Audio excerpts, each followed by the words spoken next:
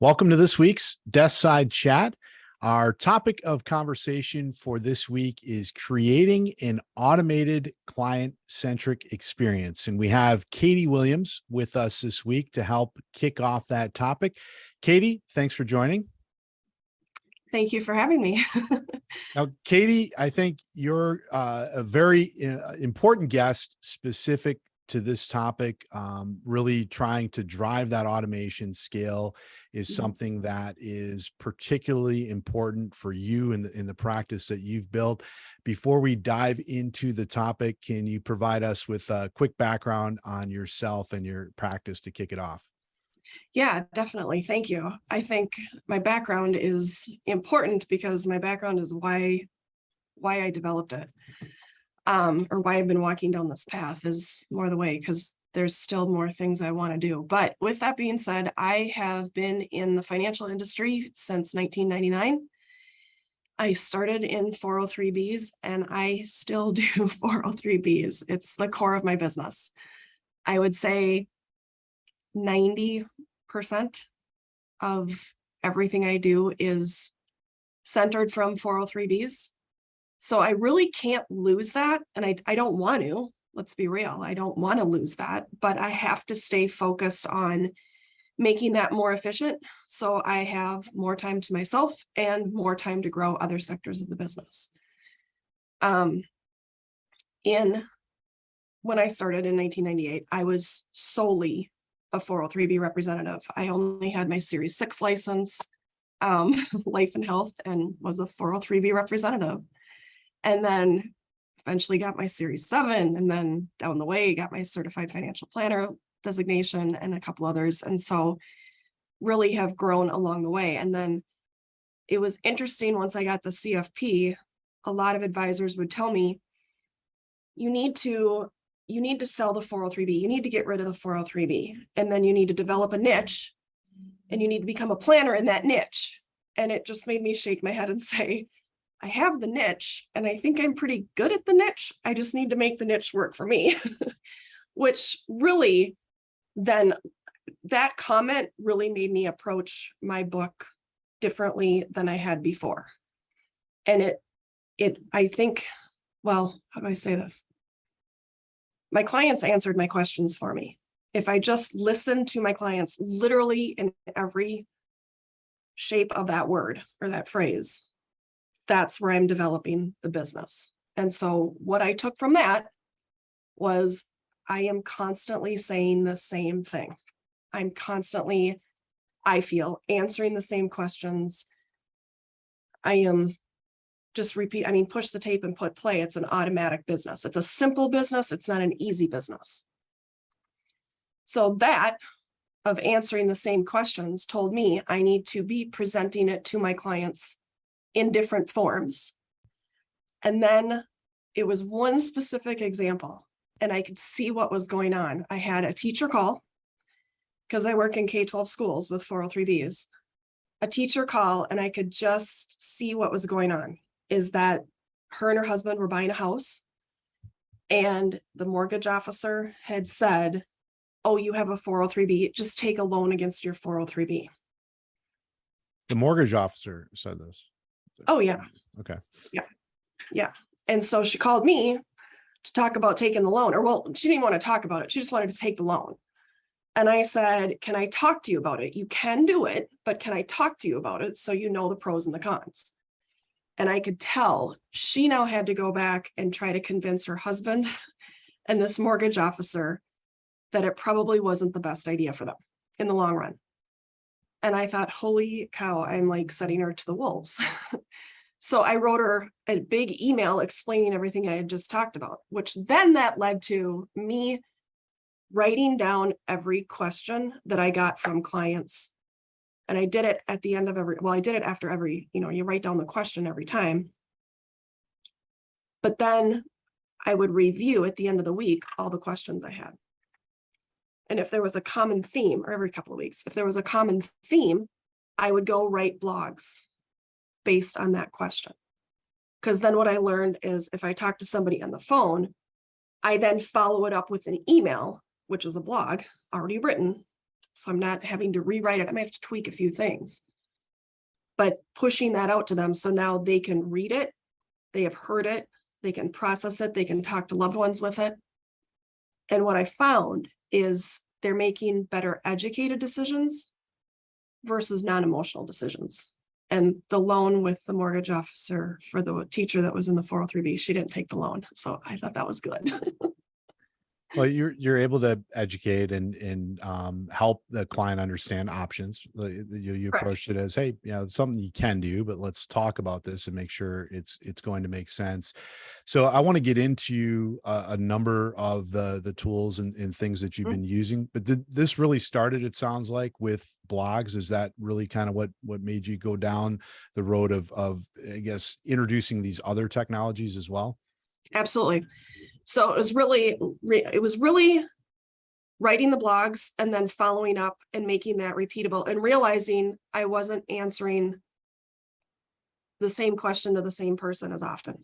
I had now educated them and we were taking the questions to the next level, which is what I wanted. So then, oh, go ahead. Go ahead. No, Sorry. no. You're good. You're good. I don't want to interrupt Then you. COVID came. Yeah. So actually COVID was a blessing. It gave me time to do a lot of these things that I had on my radar, but I just didn't have time to do. Changed my world immensely because I used to be running all over to schools day in and day out, and that quickly ended, but I had to still stay in front of people. And what I learned was what I call it, be more available, but less in your face. And so part of what works in my world, because I have a pretty large 403B book, is I do the same thing in every district. Yes, it's adapted a little bit for each district and the personality and their benefits and so forth, but 90% of it, the chassis, if you will, is the same. And it's funny because people who are in one school and then they move to another school, they say to me, oh my gosh, you do the same thing that you did in my last district. I'm like, yep. It works. I don't know. It's what works for me. So that's what I do. How do I explain this one? So I do a presentation in all my schools. It's about a 10-minute presentation on just the basics of what a 403B is, why do you do it? And I have 3 questions in it. What is it? How much do you want to contribute? Do you want to contribute Roth or pre-tax? And how do you want it invested? In that handout, that's what I always did in the schools. I couldn't go in the schools anymore. So I went back to notes I had taken from different LPL events where LPL marketing spoke, and that company called Draw, I think they're based in Chicago. I ended up having my presentation illustrated with me doing the voiceover. So in 10 minutes, anybody anywhere can watch my group meeting presentation.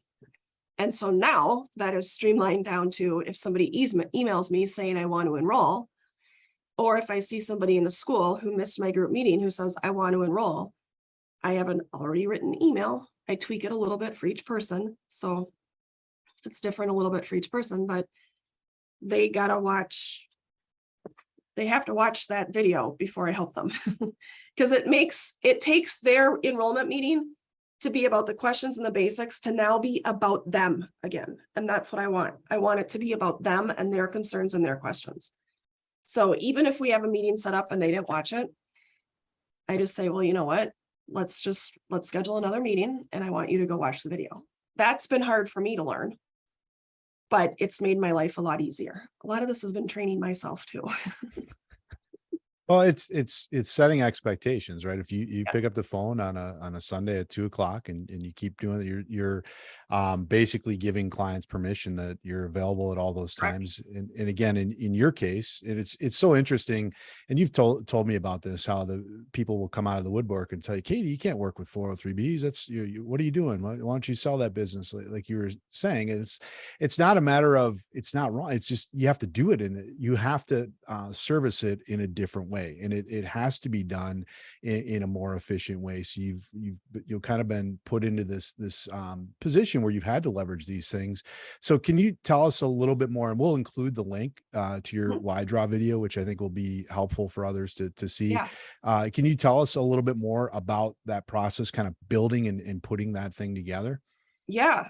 I I pretty much knew what I wanted. I mean, part of the way I speak about 403Bs is I make analogies. When I talk about investments, I use boats as an analogy. So if it's a jet ski, it's kind of like a small company or a very high risk international type fund. If it's a mid cap fund, it might be a speedboat. If it's a large cap, it might be a yacht. So I kind of knew what I wanted going into it, which actually helped a lot and it made it cheaper. Because it's not an inexpensive venture on that one, but it works. So I just called them up and I said, this is what I want to do. Can you help me? And they were on board right away. And I pretty much let it. Yes, they jumped in and they definitely helped. But I pretty much said, this is what I want done. And can you do this? And they can. They can even do more now. And it was done. Compliance was great to work with. They've obviously seen my hand out 101 times. So this wasn't anything unique for them. It was just a different format, but it was not a problem at all. When you submitted it to compliance, did you have to tweak it at all, or you already had it set based on No, your? no, I already had submitted the voiceover notes. That was the biggest piece. And then the disclosures at the end that needed to be tweaked a little bit. But as far as the illustrations, no. But the other side to it is we all kind of know how compliance works. So, we don't make a straight line going up when we talk about the market. Yep, yep. Simple things like that. Yeah. So it was actually kind of fun to do. It's neat. So was it the blog? So you're doing the blogs, you're realizing you need to communicate to clients that all have a very similar type perspective, that need to have the basics down before they can really engage with you, or before they can really start investing for the long term, make good decisions, whether it be a Right. loan or not take a loan.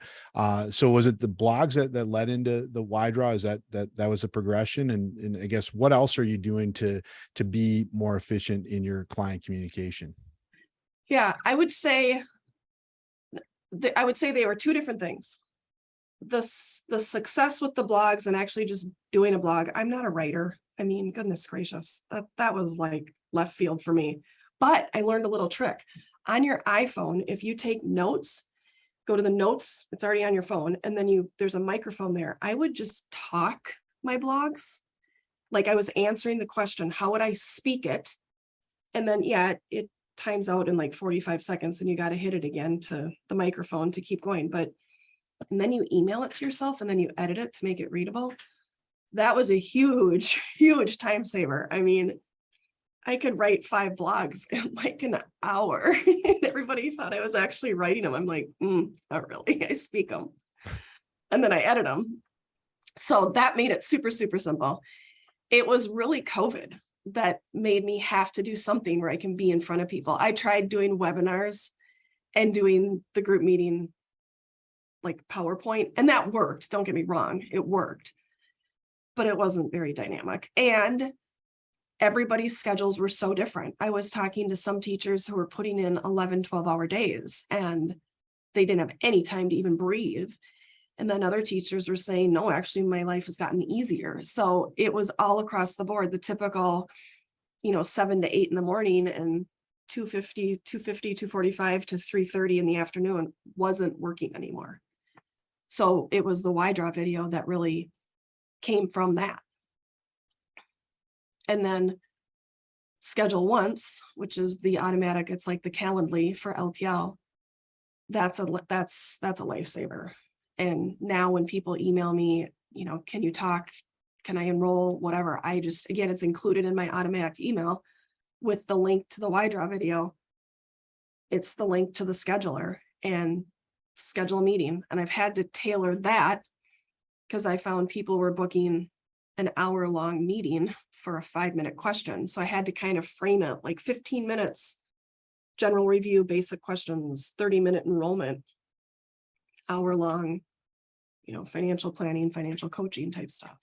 We'll maybe have you, if you don't mind, we'll share your schedule once link as well, just to kind Yeah. of provide an example for others. So when someone clicks on your schedule, are those different options listed, or do you have a different link that you send based on the I conversation? just have it all the same. And what I found that's easier. And when I have somebody who wants to talk to me about something totally different, I will say in an email, book it based on time. Don't look at the titles of the email, book it based on time.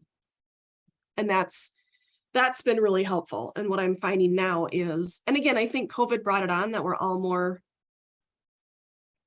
comfortable with online scheduling. We do it often at our dentist or whatever haircut appointment. Is now I'm having people just automatically schedule, and I get emails throughout the day of people wanting to talk. I'm like, sweet, they did that on their own. It's working. Good problem to have. So Yeah. the topic is client-centric. So how do you help clients understand that, this isn't just that you're different than a big automated shop, right? Where, you're delivering that personal, one-on-one, again, client-centric experience. How have you helped your clients understand that that's the process that you're implementing, and still leveraging YDraw, still leveraging Schedule Once, these different tools? I really believe it's word of mouth. It's just me telling them. In the YDraw video, I had them animate me in there. So I mean, they see me as a cartoon doing the presentation. So it's very centered on, hey, in some ways things have totally changed, but in some ways Katie is still here. When I tell them when I'm in front of them, whether it's in a group meeting or one-on-one, I will say, look, I have blogs on my website. I completely revamped my website and just said, full-fledged, it's about you guys. I mean, there's a 403B FAQ tab, which I tell them I built that for you, by you. These are your top questions that I've written into blogs, posted right there. And I steer people there. I mean, that's been the hardest change for me, is instead of wanting to help them right there, I have to tell them, no, go find it here. But I'm helping them in the long run. And then just keeping that updated and keeping that growing and keeping that dynamic. The other thing I did, again, going back to saying the same thing all the time and helping people not be so, in a way, dependent on me. I want them dependent on me, but for the bigger things, not for little things. I made an enrollment kit, is what I call it, or a welcome kit, I should say. And in the front page is a graph that says what Katie does and what Empower does, or Aspire does, or whoever the 403B vendor is. So that way, if they look at it, they can know they call me for, financial plannings and and investment help, the bigger questions that I want to help them with, because I can help them with it. If it's paper pushing, a distribution, a hardship loan, go to the 800 number. They're going to be more efficiently served there, because a lot of things changed during COVID that made those streams of service more efficient too. And then again, the next 2 pages of that are the commonly asked questions that I get upon enrollment or shortly after enrollment. They're right there in that kit. So if I get an email about it, I will respond to the question, but I'll also attach the welcome kit in the email back to them and reference the email or the welcome kit in that email.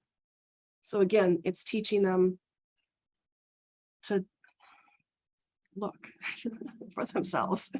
I don't mean that harshly. That sounds harsh, and I don't mean it that way. No, but it's a process. And I think, that's definitely, like you said, and I love how open you are. You're teaching yourself as much as you're teaching the clients. Like, you have to learn this process as well, because you want to help, you want to, do what's right, but that, in order to service them best over the long run, they need to leverage the proper resources. Yeah. So I guess, how successful on average, or, per client has that process been, where you're trying to direct them to different places, as opposed to the clients just I'll just pick up the phone, I'll just call Katie. Or, how successful has that been on the whole with your book, in getting clients away from just picking up and calling you on just every little thing?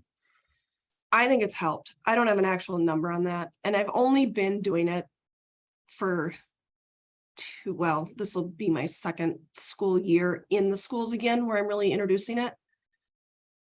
I feel I'm getting less, I'll call it fluff emails. It's the emails that just drive us all crazy. And I'm getting more of the content emails, like they're asking me more questions with some meat on it that are fun to get into versus, I don't know. Change my address. I want to change my contribution by 10 change bucks, my something like contribution. that. Yeah. Something, which that's next on my list. I want to figure out a way how to automate that somehow. I've got a few ideas in my head, but I got to work on that one. So, well, I'm going to ask you to share as much as you're comfortable with the community of some of these things that you're putting into place, because I think it'll obviously be helpful for others, whether you're running 403Bs, whether you're doing retirement plan business, whether you're not. It's just a lot of these things are relevant for all advisors, and hopefully in opening that up, it's going to help you as well, learn from others. Is there anything and I want to open it up today to discussion with the folks who are here in attendance. Before we do that, though, any final comments in this public portion of the meeting, Katie? No, I just thought about it because I know when you and I talked about it a couple of weeks ago about doing this today, it was very niche oriented and all the things I do in my practice, which is, let's be real, it's super niche. But then I thought about it over the last few weeks. I think anybody has a repeatable process, no matter what your firm looks like. That if you just look at it from maybe the eyes of the investor, there's got to be ways you can simplify things. And the other thing is the Y draw video that I did, and it's 11 minutes. I mean, it wasn't cheap. It's somewhat of a big production, let's be real, but I did that because that's the core of my business. Like I said, 90% of my business is 403Bs. So that's kind of the masterpiece, if you will. There is an app out there you can get on your computer called Doodly, like Doodly, maybe it's Doodly, whatever. You can make cute little, 3-minute, 2-minute, 1-minute clips with music and do voiceovers on that. And I was an art major, so to me, it's super simple and super easy and super fun, but it's very intuitive. So I've done some videos there that are really simple, that are just like, hey, how do you explain asset allocation? And I made the student the stock, and I made the classroom the mutual fund, and I made the school the asset allocation. There you go, teachers. Story selling. I love it. Yeah. I mean, I just try to package everything into how can I make this relatable and understandable for the teacher? So if you're working with dentists, or if you're working with, I don't know what it would be, retirees, whatever your niche is, you can do a lot of stuff with simple things and then just start emailing that out to them so they can watch it as many times as they need to. And it does streamline things and make it easier, I think, for us. And you're training the client, you're training yourself, you're making it a sustainable practice, sustainable business, but a sustainable relationship, sustainable value to the clients. Let's go ahead and end the public portion. We'll open things up to the folks who have joined us live. Katie, thank you so much for participating and being our guest this week. Thank you.